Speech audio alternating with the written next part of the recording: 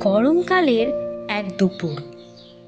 সেই দুপুরে একজন লোকের প্রয়োজন পড়ল পাশের গ্রামটায় যাওয়ার, কিন্তু গরমে হেঁটে যাওয়া বেশ কষ্টের। তাছাড়া সঙ্গে অনেক জিনিসপত্রও রয়েছে। লোকটা তাই একটা গাধা ভাড়া নেবে বলে ঠিক করলো। গাধা ভাড়া করে তাই সে চলতে লাগলো।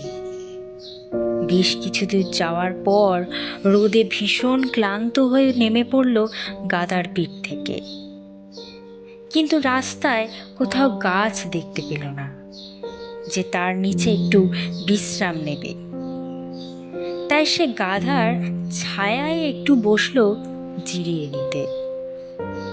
লোকটার এহেন কাণ্ড দেখে গাধার মালিক বলল, তুমি এভাবে গাধার ছায়ায় বসতে পারো না। লোকটি বলল, কেন? আমি তো সারাদিনের জন্যই গাধাটা ভাড়া নিয়েছি। গাধার মালিক বলল, হ্যাঁ, সে তো কেবল গাধা ভাড়া নিয়েছ, ছায়া তো ভাড়া নাওনি, তাই ছায়া তুমি পাবে না। দুজনে বেশ ঝগড়া করতে লাগলো। অনেকক্ষণ ধরেই চলল তাদের তর্ক। আর প্রচণ্ড রোদে দাঁড়িয়ে দাঁড়িয়ে গাধাটাও বেশ অধৈর্য হয়ে পড়ল। সুযোগ বুঝে একসময় গাধা তাই দৌড়ে পালিয়েও গেল।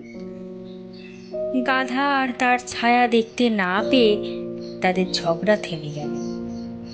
কারণ ছায়া যখন নেই তখন তো তর্কর আর কি হবে।